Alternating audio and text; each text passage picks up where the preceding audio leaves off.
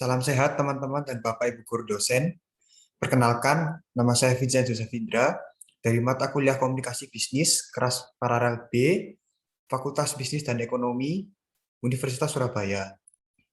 Pada kesempatan kali ini, saya akan membawakan materi tentang ekonomi Indonesia pasca ledakan virus COVID varian Delta. Nah, tanpa berlama-lama lagi, langsung saja kita masuk ke dalam materinya. Nah, teman-teman, sebelum kita mulai bahas mengenai ekonomi Indonesia pasca serangan COVID varian Delta ini, maka terlebih dahulu kita harus mengenal apa itu COVID dan apa itu COVID varian Delta.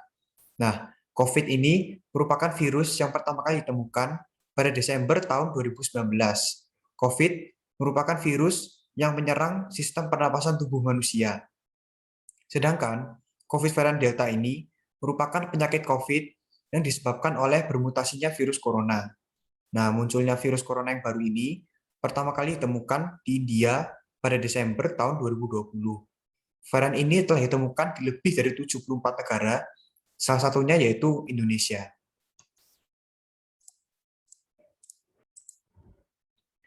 Nah, apabila teman-teman bingung, apa sih bedanya COVID dengan COVID varian Delta ini? COVID varian Delta itu 30% hingga 100% lebih menular dibandingkan dengan COVID varian biasa. Yang kedua, COVID varian Delta ini berpotensi memberikan gejala yang lebih parah dan juga dapat memberikan gejala-gejala yang tidak dimiliki oleh COVID sebelumnya. Gejala-gejala tersebut tuh meliputi bersin, pilek, dan juga sakit kepala. Berikut saya tampilkan grafik pasien yang meninggal dikarenakan oleh COVID pada bulan Juli tahun 2021. Nah, seperti yang teman-teman bisa lihat, di bawah ini terdapat kenaikan yang signifikan pada jumlah pasien yang meninggal di awal Juli dan terus naik hingga akhir Juli. Nah, kenaikan pasien yang meninggal ini disebabkan oleh karena sifat dari COVID varian Delta yang telah tadi saya jelaskan pada slide sebelumnya, di mana varian Delta ini 30% hingga 100% lebih menular dan dapat berpotensi memberikan gejala yang lebih parah dibandingkan dengan COVID yang biasa.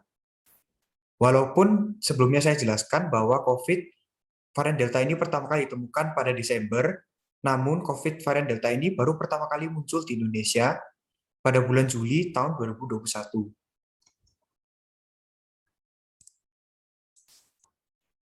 PPKM. PPKM merupakan singkatan dari pemberlakukan pembatasan kegiatan masyarakat. PPKM ini dibuat dengan tujuan untuk menekan penyebaran COVID-19 varian Delta. Nah, PPKM ini diberlakukan di kota maupun kabupaten dari level 3 sampai level 4. Awalnya, PPKM ini dilaksanakan pada tanggal 21 hingga 25 Juli dan berakhir pada 26 Juli. Namun, pada akhirnya, PPKM diperpanjang kembali mulai dari tanggal 26 Juli hingga 2 Agustus. Ya, jadi untuk mengatasi peningkatan pasien yang meninggal akibat terjangkit COVID tersebut, maka pemerintah menetapkan kebijakan PPKM, yaitu memberlakukan pembatasan kegiatan masyarakat, di mana PPKM ini menurunkan mobilisasi di Indonesia sebesar 17%. Nah, penurunan mobilisasi ini tersebut tentunya memiliki dampak terhadap perekonomian nasional, yaitu yang pertama, akibat PPKM ini, penurunan kegiatan di ekonomi bidang retail dan rekreasi sebesar 13%. Dan lalu terjadi inflasi pada bulan Juli 2021 sebesar 0,08%.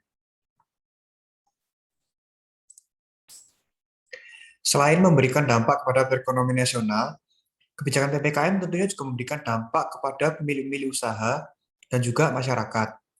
Nah, saya akan menjelaskan oknum-oknum apa saja yang terkena dampak dari kebijakan PPKM tersebut. Yang pertama yaitu pedagang kecil. Pedagang kecil seperti supermarket, toko swalayan, pasar tradisional, dan lain-lain yang menjual barang kehidupan sehari-hari, maka oleh kebijakan PPKM tersebut dibatasi jam operasionalnya hanya hingga pukul 8 malam waktu setempat. Dan untuk kapasitas pengunjung hanya diperbolehkan sebanyak 50% saja. Untuk hotel, hotel yang tidak menangani pasien COVID-19 maka akan ditutup untuk sementara. Untuk restoran, restoran baik yang berada pada pusat perbelanjaan atau mal maupun yang memiliki lokasi sendiri juga tidak diperbolehkan untuk melaksanakan kegiatan makan maupun minum dan hanya diperbolehkan untuk mengambil order takeaway saja. Dan yang terakhir, tempat wisata. Tempat wisata maupun area publik lainnya yang berada pada zona merah maupun zona oranye dipaksa tutup untuk sementara. Sedangkan yang di luar zona tersebut akan diperbolehkan untuk buka, namun hanya dengan kapasitas pengunjung sebanyak 25%. Kebijakan PPKM seperti yang telah saya sebutkan tadi, tentunya sangat merugikan bagi rakyat-rakyat kecil dan pemilik usaha. Nah, maka dari itu, pemerintah tidak diam saja. Tentunya pemerintah juga memberikan upaya untuk membantu masyarakat memulihkan kegiatan ekonominya. Beberapa upaya tersebut akan saya sebutkan, yaitu tambahan bantuan sosial senilai 39,19 triliun untuk masyarakat.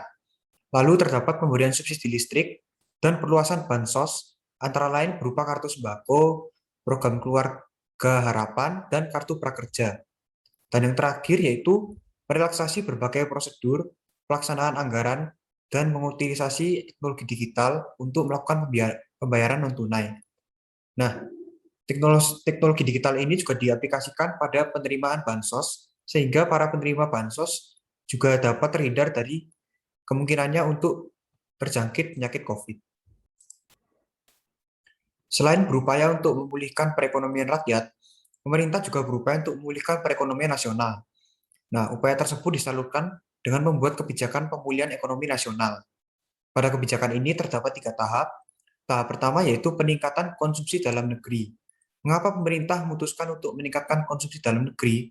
Karena salah satu penggerak perekonomian nasional adalah konsumsi dalam negeri. Semakin banyak konsumsi, maka ekonomi akan semakin bergerak. Konsumsi sangat terkait dengan daya beli masyarakat. Oleh karena itu, pemerintah mengalokasikan anggaran sebesar 172,1 triliun untuk mendorong konsumsi ataupun daya beli masyarakat.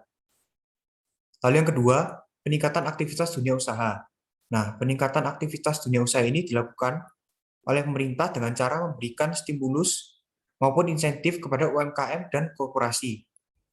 UMKM ini pemerintah memberikan penundaan angsuran dan subsidi bunga kredit perbankan, subsidi bunga melalui kredit usaha rakyat, dan ultra mikro penjaminan modal kerja hingga 10 miliar, dan pemberian insentif pajak, misalnya pajak penghasilan, ditanggung oleh pemerintah.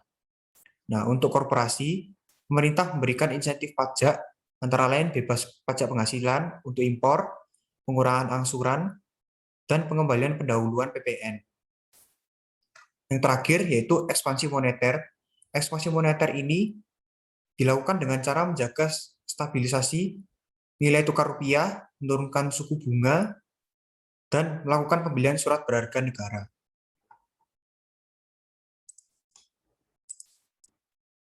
Ya, cukup sampai di sini materi yang saya bawakan.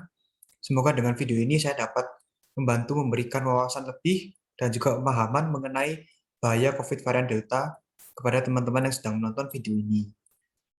Apabila terdapat kesalahan penggunaan kata maupun ucapan dari saya mohon maaf dan terima kasih telah menonton video ini.